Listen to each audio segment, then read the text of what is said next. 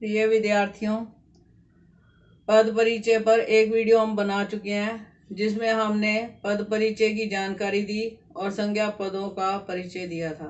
तो आज हम इस वीडियो में सर्वनाम, विशेषण तथा क्रिया का परिचय देंगे। पद परिचय देने के लिए हमें इनके भेदों की जानकारी होनी चाहिए। तो चलते हैं सबसे पहले सर्वनाम शब्दों पर।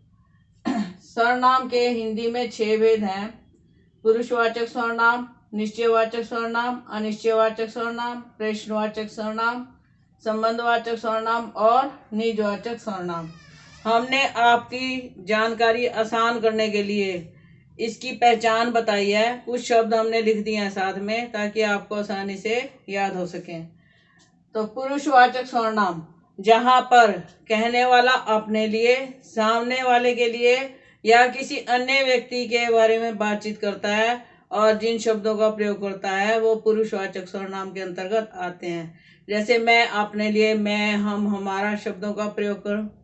सामने वाले के लिए, आपके लिए, तुम, तुम्हारा, तुम्हें, और किसी तीसरे व्यक्ति की बात कर रहे हैं तो वह, वे, उन्हें इत्यादि शब्दों का प्रयोग करते हैं।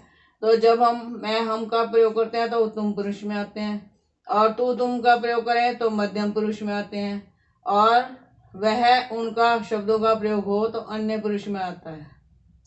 तो अब दूसरे भेद पर चलते हैं, निश्चयवाचक। जैसा कि शब्द से ही पता चल रहा है, किसी व्यक्ति वस्तु की निश्चित स्थिति का बोध होता है। तो इसमें पहचान में शब्द कौन कौन से आ जाते हैं? यह, ये, वह, वे, उन्हें, इन्हें इत्यादि। जैसे हम कहें मेरा घर यह नहीं वह है, तो वह है से निश्चित स्थिति का पता चल रहा है कि कौन सा वह है। तो यहाँ पर ये शब्द प्रयुक्त होते हैं। आगे अनिश्चयवाचक सर्वनाम। अनिश्चयवाचक सर्वनाम में जैसा कि शब्द से ही पता चल रहा है कि किसी वस्तु, व्यक्ति की निश्चित स्थिति का बोध नहीं होता, वहां पर अनिश्चयवाचक सर्वनाम होता है। इसमें अधिकतर कोई, किसी, कुछ शब्दों का प्रयोग होता है। यहाँ पर कोई और किसी का तो अधिकतर प्राणीवाचक संज्ञाओं के लिए प्रयुक्त होता है, जैसे किसी व्यक्ति के लिए, और कुछ का प्रयोग वस्तुओं के लिए, पदार्थों के लिए होता है। तो अब अगला चलते हैं, प्रश्नवाचक सर्वनाम, जहां पर पूछे जाने की स्थिति का बोध होता है। कौन, किसे, किसने, क्या, कब इत्यादि शब्द लगते हैं, प्रश्न का बोध होता है, तो वहां पर प्रश्नवाचक सर्वनाम होता है। अगला है संबंधवाचक सर्वनाम। जैसा कि शब्द से ही पता चल रहा है, संबंध पता चल रहा है, तो 2 चीजें होंगी जिनमें संबंध पता चलेगा। जैसे हम कह देते हैं जो करेगा सो भरेगा, जैसी करनी वैसी भरनी।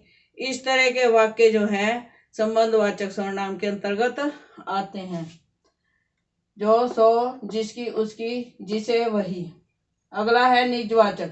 जैसा कि शब्द से ही पता चल रहा है, निज, निज का मतलब अपने बारे में, तो इसकी परिभाषा में हम कह सकते हैं वक्ता अपने लिए जिन शब्दों का प्रयोग करता है वे निजवाचक सर्वनाम के अंतर्गत आते हैं।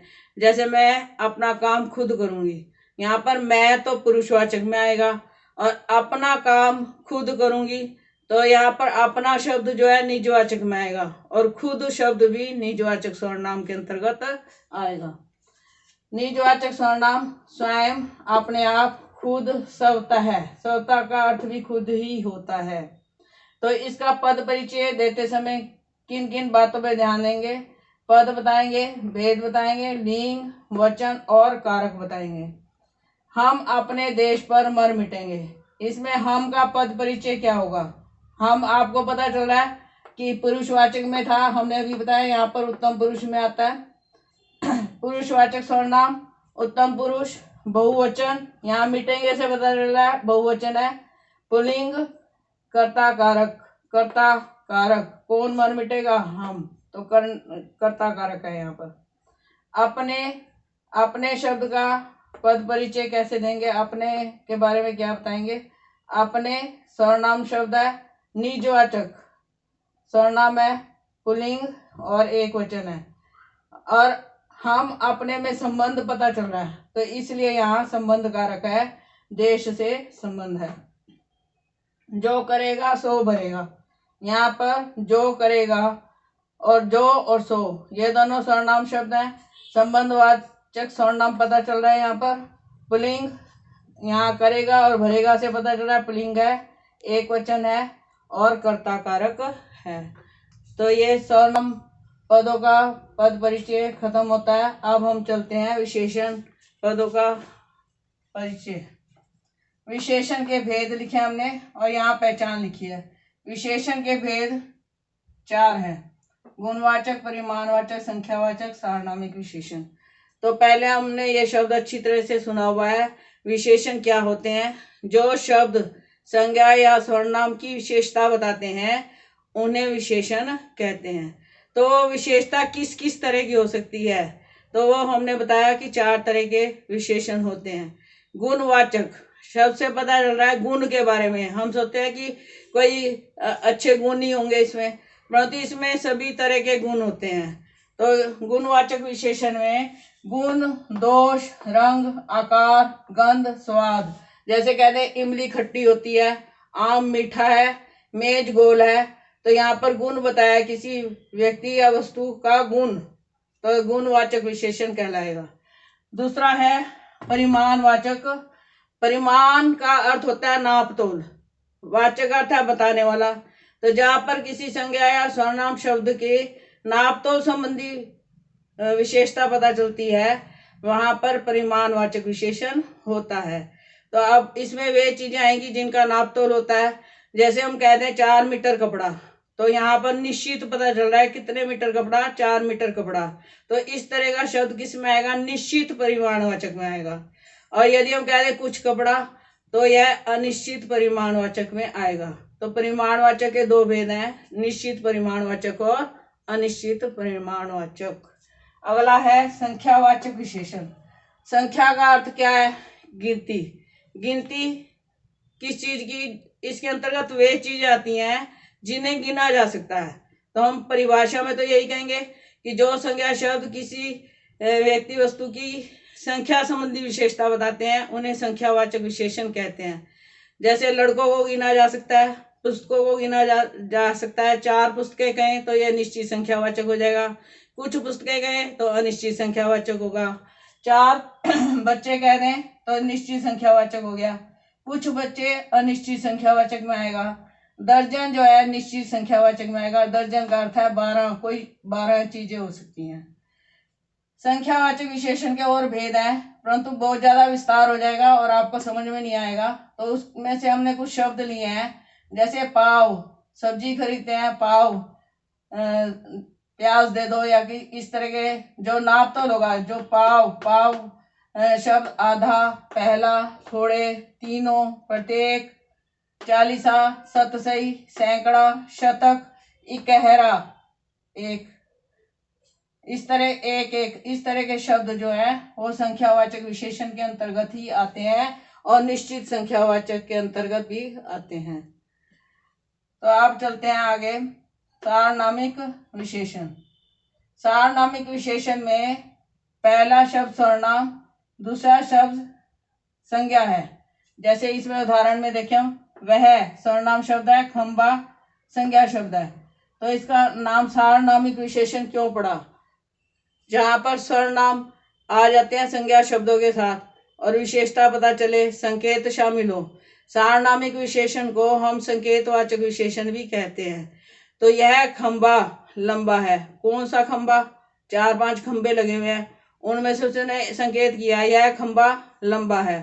तो यहाँ पर यह शब्द जो है सर्वनाम है, खंबा संज्ञा शब्द है, परंतु संकेत शामिल है, इसलिए यहाँ पर सारनामिक विशेषण होगा। आप देखें आगे, विशेषण शब्दों का पद परिचय कैसे देंगे? पद बताएंगे, भेद, लिंग, वचन, विशेष्य और प्रविशेषण। प्रविशेषण क्या होता है? जहां पर विशेषण की विशेषता बताई जाती है वहां पर प्रविशेषण होता है। बालक चतुर है, विशेषण हो गया चतुर। बालक बहुत चतुर है, तो यहाँ पे चतुर की भी विशेषता बता दी गई है, तो बहुत जो है वो प्रविशेषण होगा। तो यहाँ पर उदाहरण समझते हैं आगे। वह 10वीं कक्षा में पढ़ता है। अब यहाँ पर 10वीं शब्द को रेखांकित किया गया है। 10वीं का पद परिचय क्या होगा? तो हम देखेंगे संख्या है, गिनती है, संख्यावाचक विशेषण में आ गया। अब यहाँ क्रम सूचक नंबर पता चलता है, क्रम पता चलता है, तो क्रम सूचक लिख दिया। यदि आपको याद हो तो लिखे, नहीं तो रहने दें। एक वचन है, पढ़ता ऐसे पता चल रहा है। स्त्रीलिंग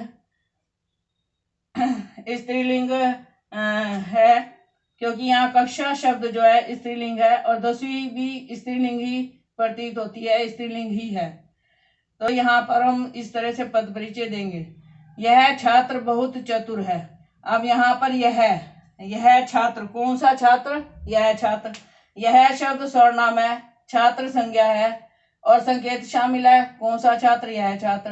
तो यह सार्वनामिक विशेषण होगा। तो सार्वनामिक विशेषण हो गया। पुल्लिंग, एक वचन, और छात्र किसकी विशेषता बता रहा है? छात्र विशेषण, विशेष्य का विशेषण है। अगला शब्द है बहुत।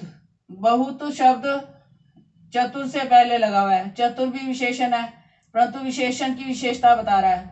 तो इसका पद परिचय हम कैसे देंगे? ये मात्रा भी बता रहा है, कितनी मात्रा। बहुत चतुर है से मात्रा भी पता चल रही है। तो हम कहेंगे बहुत जो है परिमाणवाचक विशेषण में आएगा, और चतुर विशेषण का प्रविशेषण है। क्रिया के भेद। क्रिया आपको पता है अधिकतर वाक्य के अंत में आती है, परंतु क्रिया के भेद दो माने जाते हैं, अकर्मक क्रिया और सकर्मक क्रिया। अकर्मक क्रिया जैसा कि नाम से ही पता चल रहा है, जिसमें कर्म नहीं होता। कहने का अभिप्राय है कि क्रिया का सीधा प्रभाव कर्ता पर पड़ता है। सकर्मक क्रिया जहां पर कर्म होता है, कर्म सहित होती है, और क्रिया का सीधा प्रभाव कर्म पर पड़ता है, वो सकर्मक क्रिया कहलाती है। क्रिया के भेद। अकर्मक क्रिया, सकर्मक क्रिया। अकर्मक क्रिया वह पड़ता है। यहाँ पर पड़ता है का प्रभाव सीधा कर्ता पर है, वह पर है, तो इसलिए यह अकर्मक क्रिया है। और दूसरा है कि इसमें कर्म है नहीं। अब सकर्मक क्रिया, वह पुस्तक पढ़ता है। क्या पढ़ता है? पुस्तक पढ़ता है। तो ये पुस्तक यहाँ पर कर्म है, इसलिए यह सकर्मक क्रिया होगी। अब आगे है सकर्मक क्रिया दो हो सकती हैं, एक कर्मक और द्विकर्मक। जहाँ पर एक कर्म होता है वहां पर एक कर्मक क्रिया होती है। जहाँ पर द्विकर्मक का मतलब दो कर्म होते हैं। कई वाक्य ऐसे होते हैं जहाँ पर एक कर्म होता है, और कई वाक्य ऐसे होते हैं जहाँ पर दो कर्म होते हैं। जैसे हम कहें वह पुस्तक पढ़ता है, तो यहाँ पर पुस्तक एक कर्म है, वह करता है, पढ़ता है क्रिया है। परंतु यदि कह दें अध्यापिका बच्चों को पाठ पढ़ाती है, अध्यापिका कर्ता, बच्चे कर्म, पाठ कर्म, तो यहाँ पर दो कर्म हो गए, तो सकर्मक क्रिया हो गई और द्विकर्मक हो गई। तो इस तरह के वाक्य भी हो सकते हैं जो आपको करने होंगे। आप पद परिचय कैसे देते हैं? क्रिया पदों का पद परिचय देने के लिए सबसे पहले पद बताएं, भेद, लिंग, वचन और धातु, काल और वाच्य। तो 3 नए शब्द आए आपके लिए, धातु, काल और वाच्य। आप समझे कि धातु क्या होती है। किसी भी शब्द का मूल रूप जो होता है वो धातु कहलाता है। जैसे लिखना, लिखना शब्द है, इसमें ना प्रत्यय लगा है, परंतु मूल रूप क्या है? लिख। पढ़ना, पढ़ मूल धातु है। तो धातु क्या होती है? किसी शब्द का मूल रूप जो होता है वो धातु होता है। तो यदि आपको पता चल जाए मूल रूप धातु पता चल रही हो तो बता दें, नहीं तो आपको काल पता चल सकता है। काल का मतलब वर्तमान काल है, भूतकाल है या भविष्य काल है। वाच्य बता सकते हैं, कर्तृवाच्य है, कर्मवाच्य है या भाववाच्य है। उदाहरण, मैं पिछले साल उसे मुंबई में मिला था। तो यहाँ पर वाक्य में मिला था का पद परिचय आपने बताना है। तो कैसे बताएंगे? अब पहले तो ये देखें कि वाक्य कर्मक है या सकर्मक। तो हमें पता चला उसे है, यहाँ पर कर्म आया हुआ है, तो ये वाक्य कैसा हो गया? सकर्मक हो गया। तो यहाँ पर हम कह देंगे सकर्मक क्रिया। मिला था से पता चला काल कौन सा है? भूतकाल। तो पूर्ण यदि आपको पता चले ठीक है, नहीं तो नहीं लिखेंगे तो भी चलेगा, भूतकाल लिख दें, इतना ही काफी है। पुल्लिंग, मिला था से पता चला है पुल्लिंग, एक वचन। और कर्तृवाच्य, क्योंकि क्रिया जो है मैं के अनुसार है, कर्ता के अनुसार है। तो इस तरह से आप क्रियापदों का परिचय देंगे। अगली वीडियो में हम अविकारी शब्दों के विषय में जानकारी देंगे। धन्यवाद।